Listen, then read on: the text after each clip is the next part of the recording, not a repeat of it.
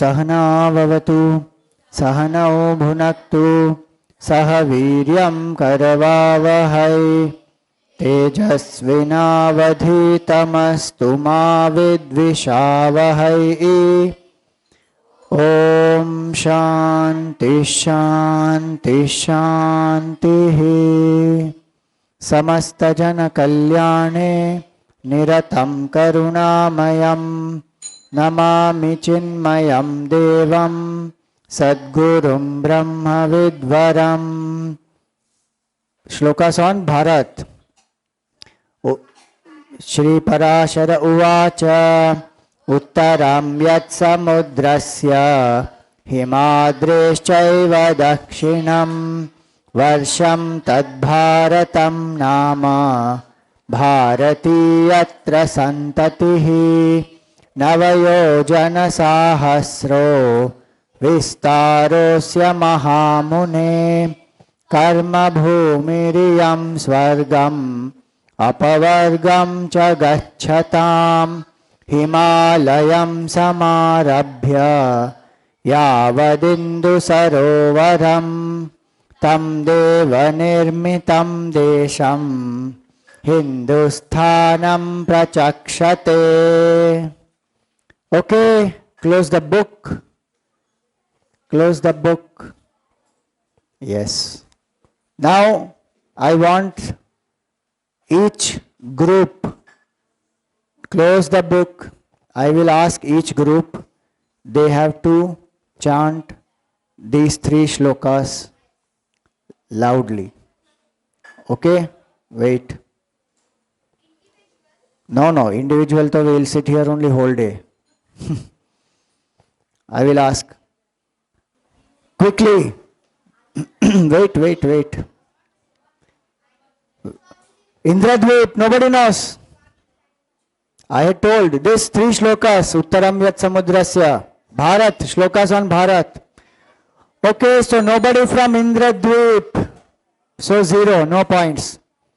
Kaseru, I'll ask him. Yes, 2 shlokas you chant, last shloka you chant. Bolo.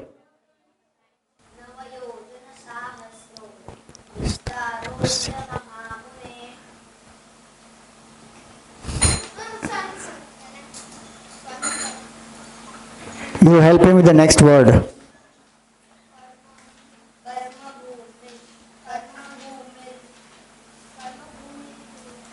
Okay, you finish it.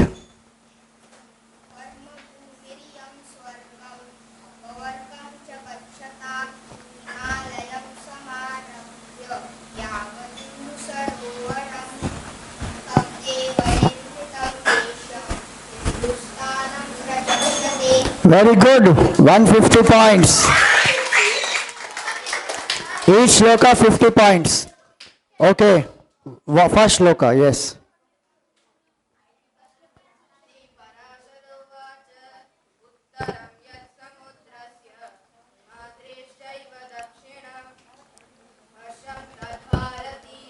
Hey, tad Bharatam nama.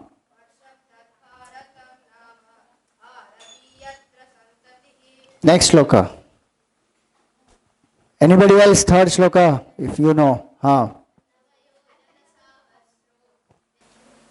Karma. Finish the last one, yeah.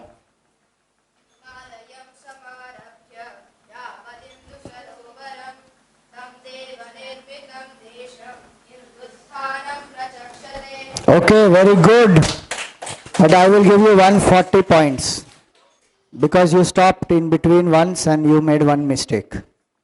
From here you can chant only one because you know before you have by hearted one. Other 2. No, you can't open the book. You can't open the book. You can't open the book. I told you don't open the book. Okay. First one, bolo.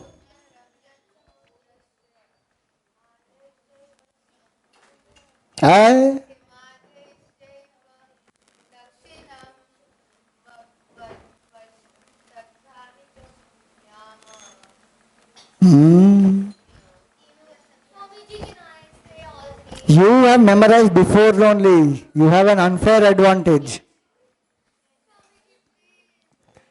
You can.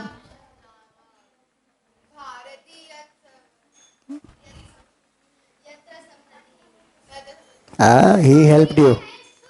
He can't help. Yeah. You. Who told you to help? Nobody told you to help. Nobody told you to help. Did we tell you to help? We don't tell you to help.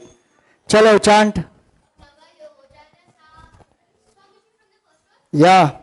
First one.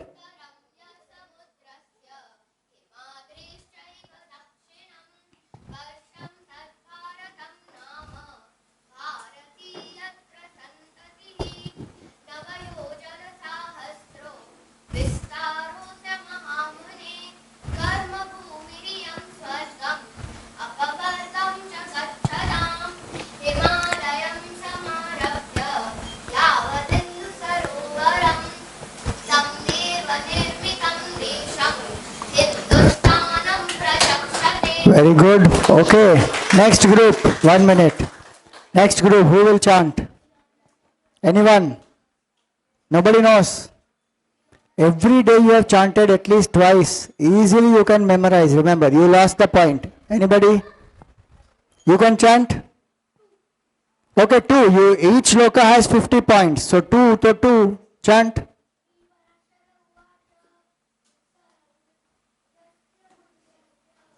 Uttaram what?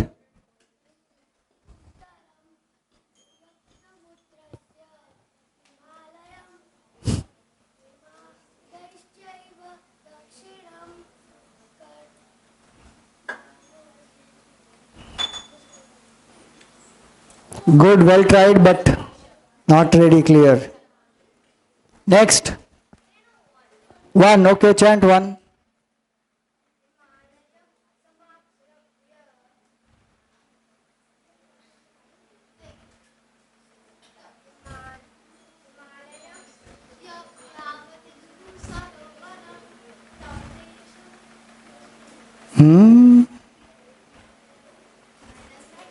Try.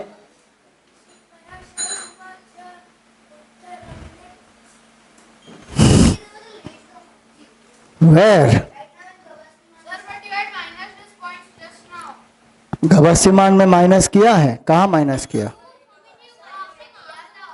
We didn't minus. We only gave you 100 points. Correct. That is for 100. But for latecomer, I have not minused. Na? For others, I have minused. For latecomer, 10, 10, 10. So you are Gavastiman? He is the boy who is sleeping in the tent, no? You are Gavastiman only, or you are in this middle one, this Gandharva? Gavastiman, chalo, minus 10. Okay. If you had opened the book every time we chanted this shloka, you would have easily remembered. Open the book again now. Everyone. Page 12. Page 12. And chant loudly.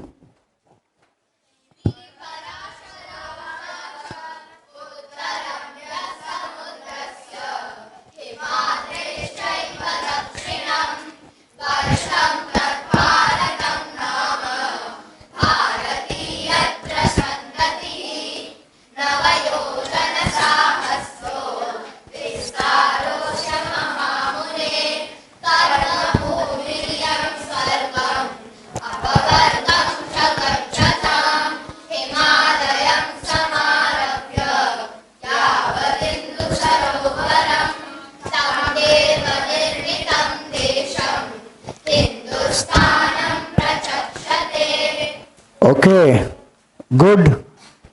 Now we go to Gita. We have learnt 6 values. So chant that shloka.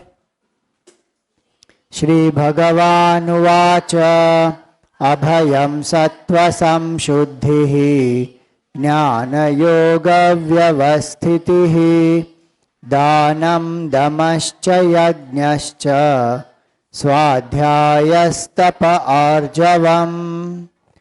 So first quality is fearlessness.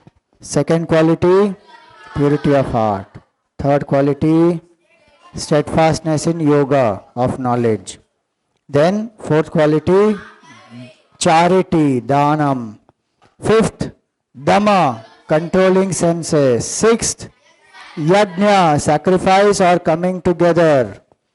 Today we will do 7, swadhyay, study of the scriptures. So, first thing, all of you are very young. You should learn to study. Your knowledge must keep increasing every day. You know, your brain is like a sponge. What happens with a sponge? If you put water on the sponge, what will happen? If you take the sponge, put it in milk, what it will do? If you put ink, absorb. It will absorb everything. Your brain is like that. If you are open, you can learn so many things. And you know, great achievers, they learn not only from books, they learn from people, they learn from experience, they observe, they listen, they think. All that is very, very important. So, Swadhyay means study and update yourself with latest facts and happenings. You should know what is going around, what is happening around you. Then, of course, your education, you are studying in the school. And when you read, Hari Om, Kaseru, what do you need? So, study and absorb. Your school study also, I told you yesterday, if you listen with full attention, you don't need tuition. Aram se you will absorb. Pay attention, focus and listen and learn. Then study the scripture. See in the Gita just one shloka, how many nice values are there. Ramayana, you should study the original Ramayana. Ask people for the original. Valmiki Ramayana is the original one. Like that, Mahabharata also is there. There are lots of nice translations also available.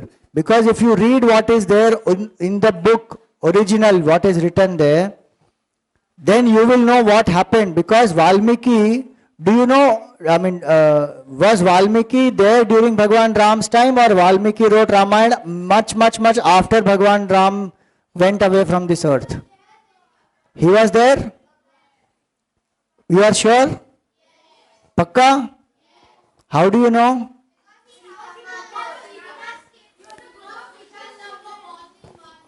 Because Kush and Love were born in Valmiki ji's ashram. Also when Bhagwan went to Vanvas, Bhagwan went to Valmiki's ashram also. Even before Sita ji was sent there, Bhagwan went during Vanvas to Valmiki ji's ashram during 14 years. So Valmiki ji was there when Ramayana happened. And was Vedvyas ji there when Mahabharata happened?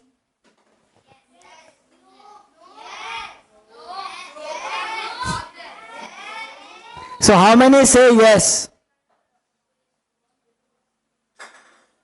So few of you. How many say no? Hello, you can't have in between saying I don't know, half yes, half no. Either you are yes or you are no. How many say no? Vedavyaji was not there. Okay, tell me, who are the parents of Dhritarashtra?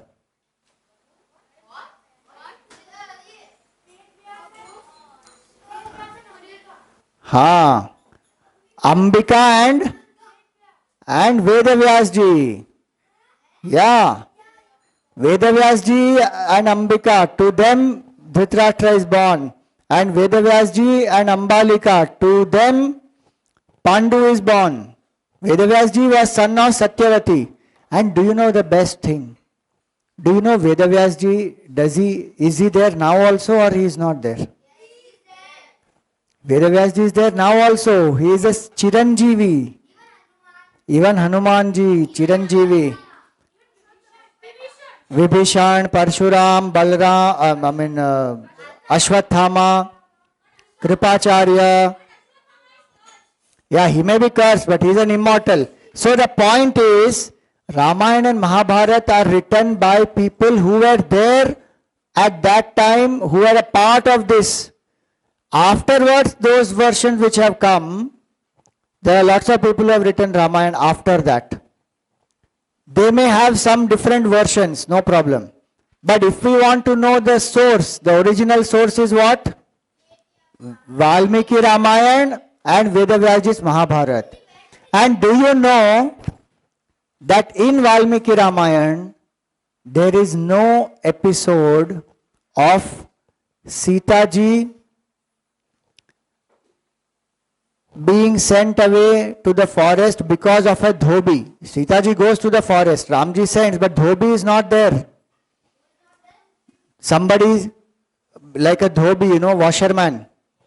The washerman complained and he was making a loose comment, and so Bhagwan sent away Sita ji to the forest. That is what people think, no? It is not there. Do you know Lakshman Rekha also is not there in Ramayana? In Valmiki Ramayana, there is no Lakshman Rekha. Yeah. And do you know that, okay, tell me, how many times did Hanumanji fly to the Himalayas and bring the Sanjeevani mountain?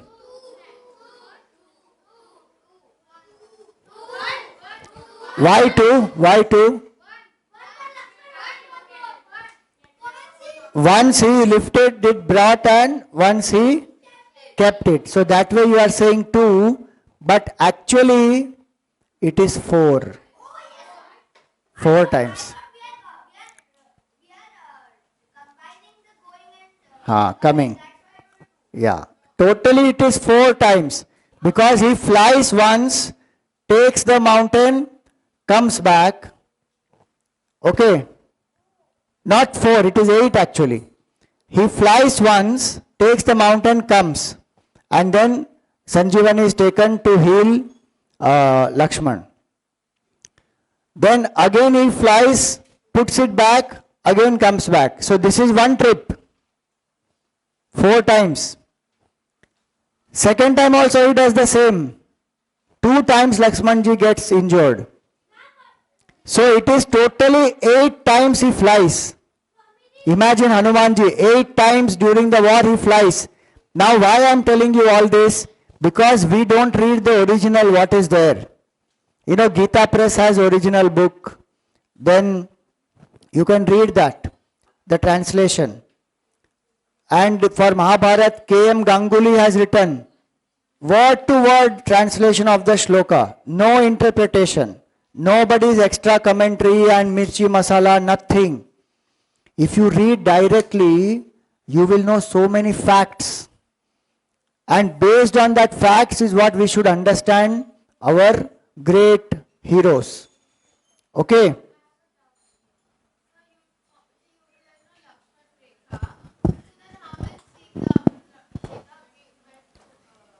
See, Lakshman Rekha need not be there for Sita to be captured. Because Ravan came as a monk and he asked for bhiksha.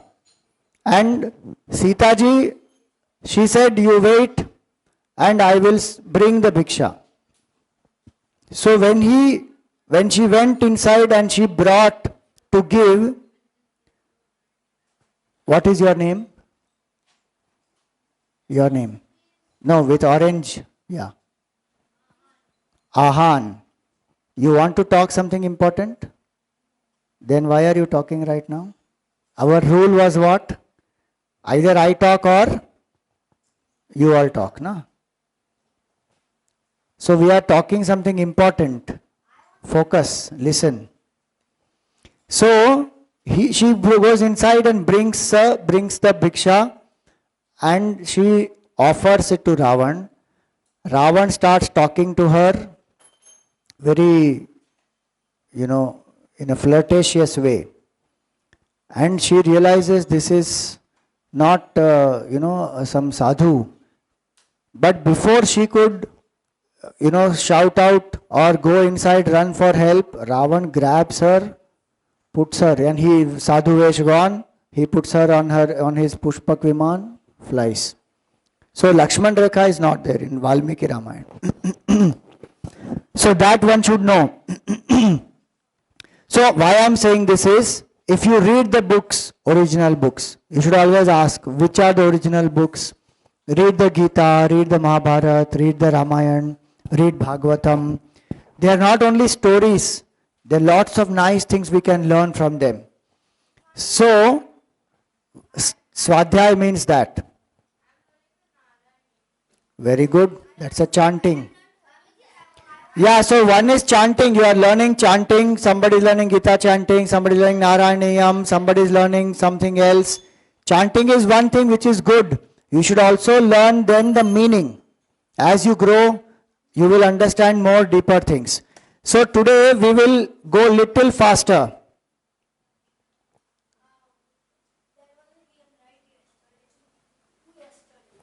What there was?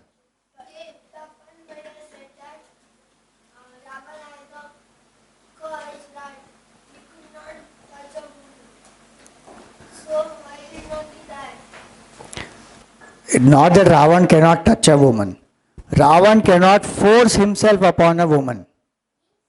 He cannot marry her, or he cannot love her by force. If he tries that, he will die.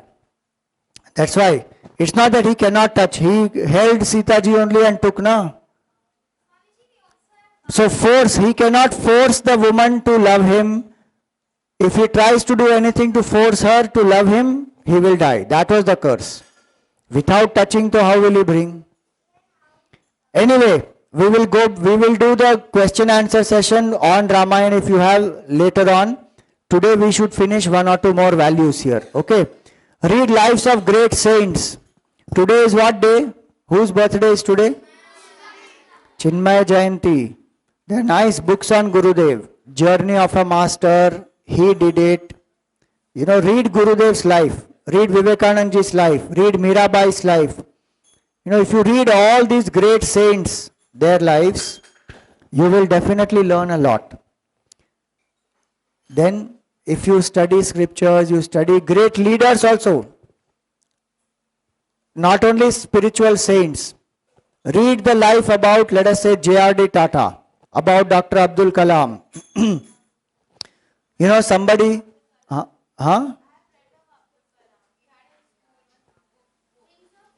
Wings of Fire, Ignited Minds. Read such books. So read books of great leaders, men, women, and these people's lives, they should inspire you. Okay. And then you study your own mind also. Like in this camp, you learned so many things about your fears, how you overcame them. Some of you missing your parents and how much you love them. Otherwise, you keep quarreling with your parents at home sometimes. But now that parents are not there, you suddenly feel, oh mommy, oh my daddy. And you understand their importance. So, you understood about your own mind and you overcame so many things. You work together in the team. So, when we study ourselves, we study others, there's a lot to learn. So, that is Swadhyay. Then comes Tapaha. So, when we say the word Tapaha, many times what people think?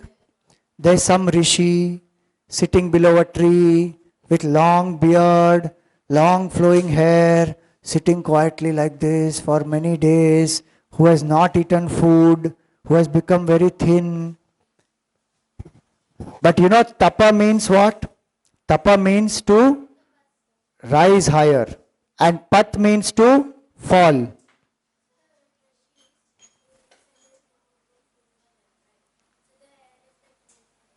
Hair is like food.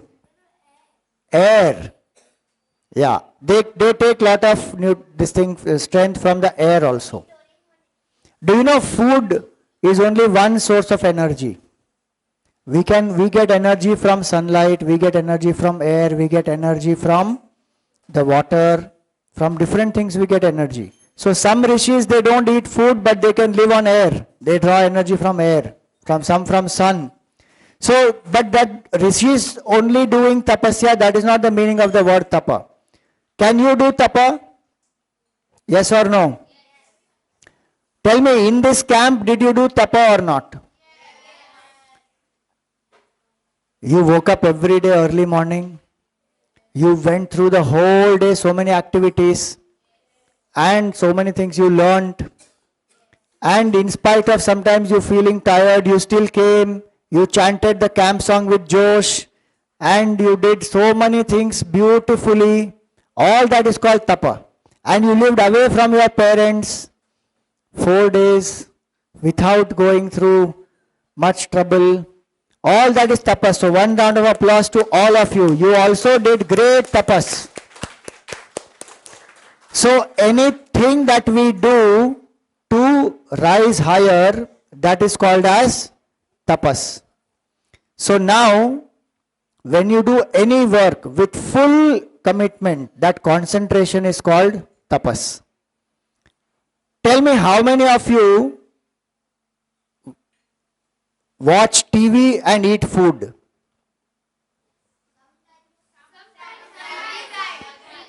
That sometimes is how many?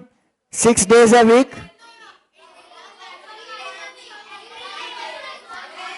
Every day, see? 3 days a week. Okay. Are you like this person? What is this person doing? Is this person doing multitasking or not? Are you like this person? Do you do multitasking? Do you know that multitasking is a big myth? There is nothing called multitasking. There is only switch tasking. So if you watch television and eat food, what you are actually doing, you know? Your attention is shifting between food and television. You are not eating and doing same at the same time. Your mind is shifting. Your body may be eating and watching TV, but many times I have seen food remains only seeing only. Fly also goes inside. This person doesn't know. Watching. And sometimes you are eating so fatafat, you are not chewing. Because your mind is not in food, in chewing. Your mind has gone to what? So, today it is very clear there is nothing called multitasking. And there are big research and papers which are there which prove that those who do multitasking, they will lose more time. They will make more errors and they will not enjoy more also. Because their mind is not focusing properly. And so, do one thing at a time. Gurudev used to say, bring your mind where your hands are. With full attention, do whatever you are doing. See the statistics. 3 hours of multitasking is equal to 1 hour of focus. Just tell me, how much time do you take to eat food here? Maximum 10 minutes, no? That also includes sitting, standing in the line, taking the food, all that. Maximum 10 minutes. Now, if you watch TV and eat food, how much time do you take? See that, ho gaya na calculation. Half an hour minimum you will take. And do you know, our body has a capacity. That capability is called satiety point. What it is called? Satiety point, which means when you eat food and you have eaten enough, your body will say, bas, ho gaya, enough. Now if you watch TV and eat, no, your attention is not on the body, it is on the TV. So what happens to you? So you eat more and you don't feel, then you don't feel only that you have eaten properly and you keep eating, you don't chew, then you have stomach upset, this, that. So will you do this one thing? From now onwards, at least one meal in a day, you should eat without the TV, without the phone, without tablet. One meal in a day. Can you do? Only one meal. Who all can do? Who all can promise me one meal? Very good. Minimum one meal. Minimum one meal. Okay. So these four things you should do. If you want to achieve all your, you want to enjoy life, you want to achieve goals, these four things you should do. Eat while you eat. Don't watch TV.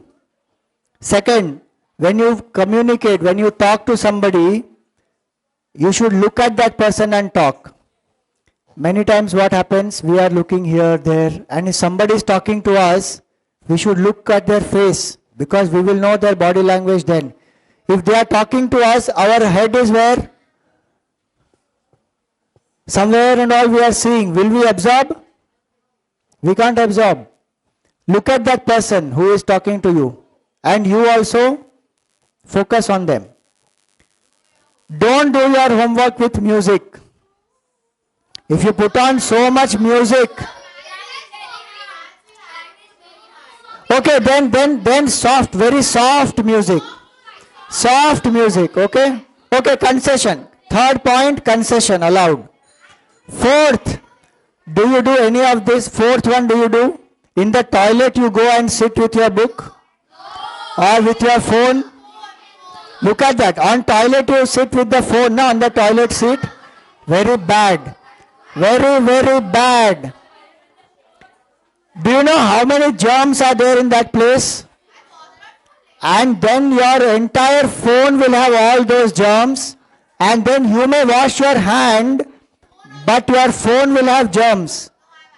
And then you go out, and then you swipe, and then you eat food. Yuck! How bad is that? This, those who are doing this, that they sit on the toilet seat and then they are browsing on their phone, they are called, like you have drug addict, you are alcohol addict, like that you are a phone addict. You can't leave your phone even in toilet. Are you a phone addict?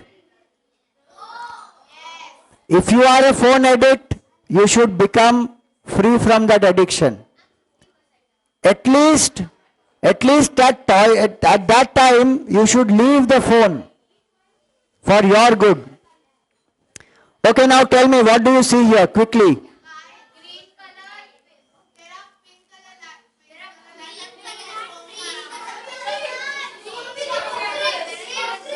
Shh. Step by step, what do you see right now?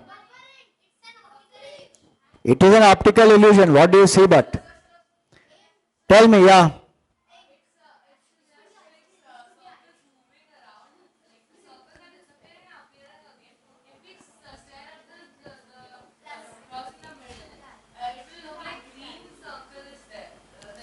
If you look right now, it will look like pink circle which is blinking.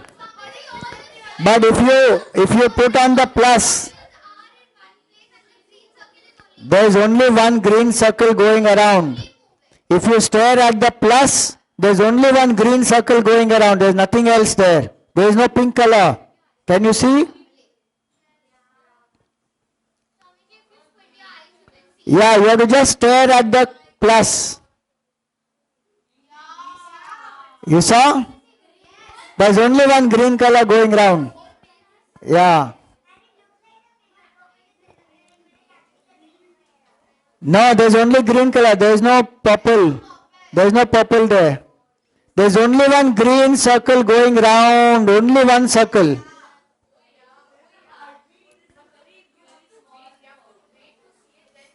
Yeah, if you focus, this exercise is to improve your focus.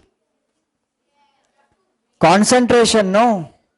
Just imagine, if this concentration you put to your study, how much more you will grasp? Light green, yes.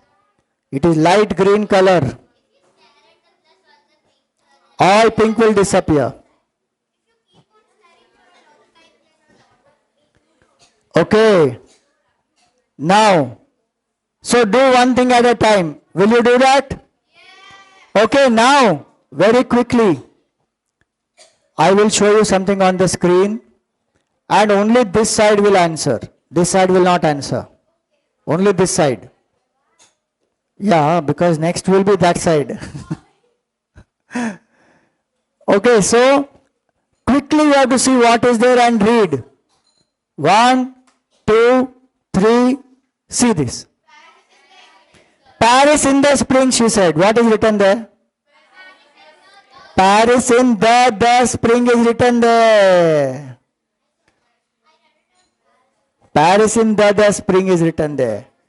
Many times we don't read what is written. We read only what we focus.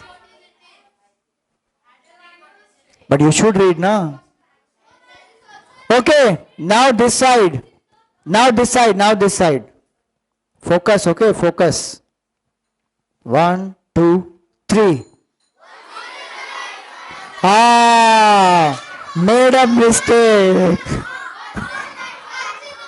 Once in a lifetime. Somebody said once in a lifetime. I already heard that. Yes. So this is called tapa. This is first shloka we are going to complete. Last value for today is arjavam. Arjavam means what? Straightforwardness. Simplicity and straightforwardness. Do you know the meaning of word Arjun? Arjun means who is straightforward. Arjun felt that he was feeling nervous, he was sweating, he was shivering, he was trembling, he was not able to handle it. So he fell at the feet of Shri Krishna. He had tears. And what did he say to Krishna? Oh Bhagwan, I don't know what is right and wrong. You please tell me what is good for me. I am your disciple. At that time, when Arjun was feeling so much of emotional disturbance, did he think that what will Kauravas think about me if I cry? Did he think that what will Pandavas think about me if I cry? Did he think like that? He was straightforward, no? Duryodhan, was he straightforward?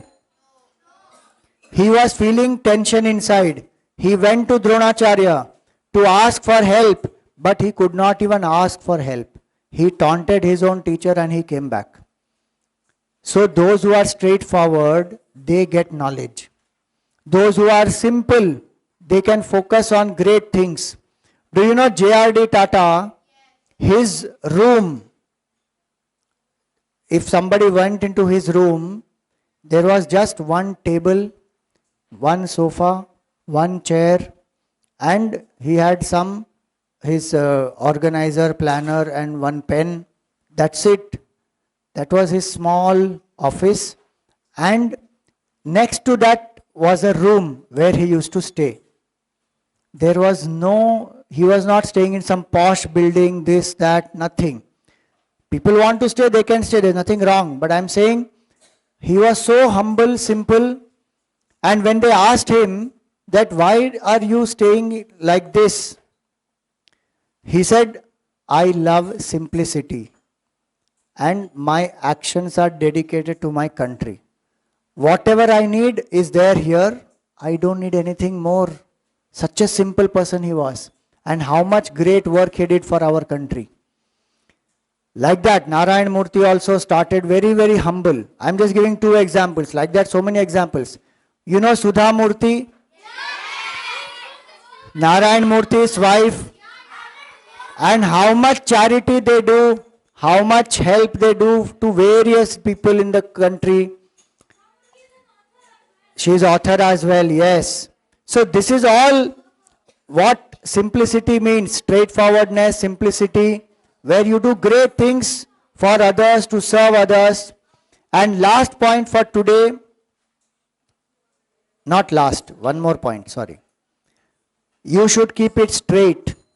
This is called Arjavam. If you are missing somebody, call them. Don't wait, I'm missing. Whenever they call, because they don't call, that means they don't love me. Like that we create complication in our head only. If you want to meet somebody, invite them, meet them. You want something, you ask for it. Be straightforward. Don't suppress and don't go on building it up in your head. You want to be understood, then you explain that why you are doing something. Many people, what they do, they will do some actions, then they will not explain why. They will expect the other person to understand. How will people understand? If you don't explain, you don't tell. If you love somebody, will you tell them or not? You know what they show in the movies? That's all drama, okay? You should keep drama separate, life separate. Take one rose flower. She loves me not. What nonsense is that? That rose flower petal will decide whether she loves you or you love her.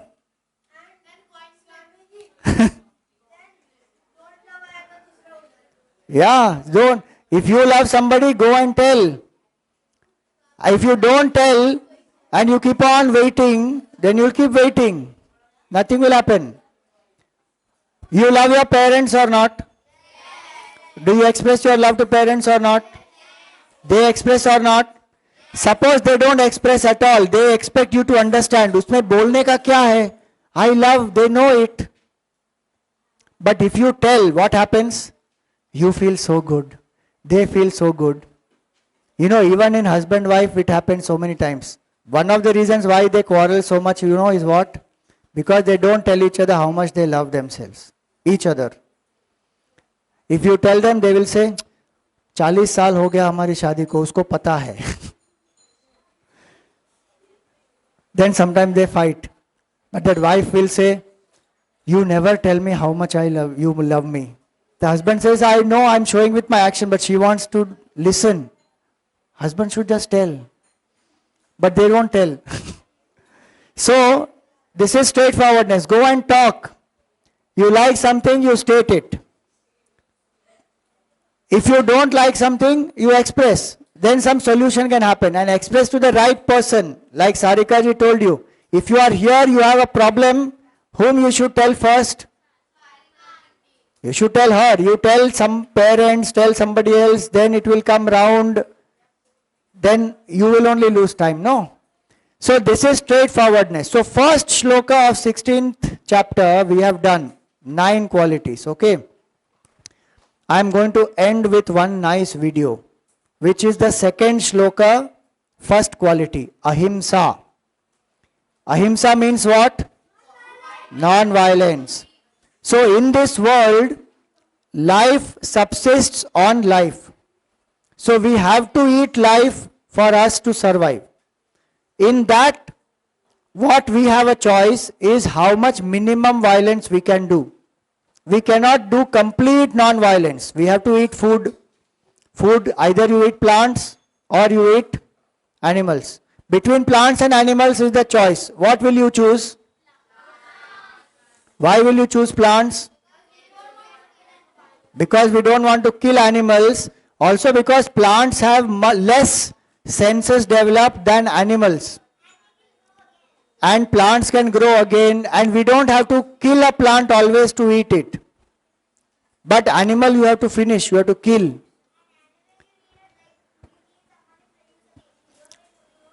It will grow.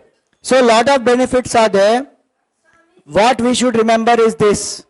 In ahimsa, where there is no choice, it's a different matter. But where there is choice, we should have only plant-based food. Will you remember? Yeah, animal can have a disease. Plant also can have, but it is more easily taken care of. So listen to this carefully, very attentively. And in this, there is an exercise in the beginning. You have to answer that question. These two circles are not equal. I repeat, these two circles are not equal. One is in fact larger than the other. What I need you to do is determine which one that is. So, please raise your hand if you believe the blue circle is larger than the red. Alright. Please raise your hand if you believe the red circle is larger than the blue. Alright, very good. Now, before I said anything about these two circles, what was your first instinct? Equal, right? Because they look equal. And the reason why they look equal is because in fact they are equal. These two circles are identical. Yet I got just about every one of you to raise your hand and say that they're not. So what did we learn? That you can be manipulated like that to believe in something that goes against your natural instinct. Just imagine as a child you're taught that the blue circle is larger than the red. If you say it enough times, you convince yourself that's the truth. If you're told the lie enough times, it becomes part of your reality. And if enough people are taught that lie, that the blue circle is larger than the red, well, now it becomes part of the culture. And if that culture then passes that misinformation along to the next generation, well, now it becomes tradition. And what we have to remember is that just because we have a tradition doesn't mean it's morally acceptable. Tradition and morality are not always the same.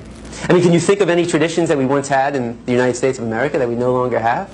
That today we think back and that was immoral? Slavery, right? Less than 200 years ago. And that was a tradition. So the traditions we have today doesn't necessarily mean they're morally acceptable. And as we evolve as a culture, so do our traditions. Now, the Matrix is a story. It's a story. When told enough times to enough people, it becomes part of that culture. It becomes the tradition. And this story is being told over and over every day. In fact, if you believe the image on the carton is where you're getting your milk from, you're deceiving yourself.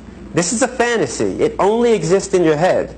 It's a blue pill fed to you by the industry to get you to buy their product. This is the Matrix, the lie we tell ourselves about where our food is coming from. The reality is far more disturbing.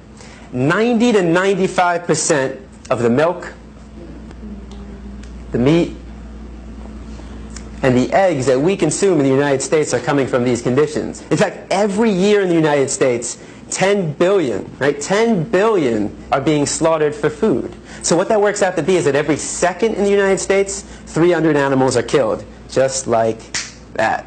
So 300, 600, 900, 1,200. By the time I'm done talking today, there'll be over 1 million animals that have been slaughtered. And most of us don't even blink an eye. I mean, how is it possible that in the United States of America we can slaughter 300 animals every second and not question that? Because of the story we've been told. The story justifies the action. If you say it enough times, you actually convince yourself that's the truth. How many of you were taught as a child you need to eat meat to get protein? I know I was. How many of you were taught you need to drink cow's milk to get strong bones? Not dog milk, not chimpanzee milk, not elephant milk, not rhino milk, not hippo milk, not tiger milk, not lion milk, not giraffe milk, not elephant milk. Did I say that already? I think you get the point. Not even our own mother's milk, but we need to drink cow's milk to get strong bones. The absurdity of drinking the milk from any other species and any other being besides our own mother, when it's said enough times, loses its absurdness. Now, the first thing we've been taught is that our diet is natural. You know, we eat meat, dairy, and eggs, so therefore it must be natural. So let's find out. Now, you have two images on the wall. I want you to tell me all the thoughts that come to mind when you see the image on the left. And don't be afraid to scream out. What do you see? Fresh, yum, sweet. Right? If I come into the room with a basket of strawberries, how many of your mouth starts to salivate? Your mouth starts to water? If I take a strawberry and I put it under your nose, what do you smell? If I take a knife and I slice that strawberry in half and put that under your nose, now what do you smell? Notice how all the sensations remain the same. You see a strawberry and it looks like a strawberry. You smell a strawberry and it smells like a strawberry.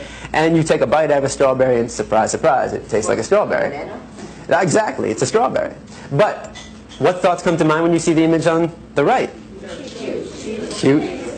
You know, when I go to a classroom, you'll get half the kids who say, oh, cute.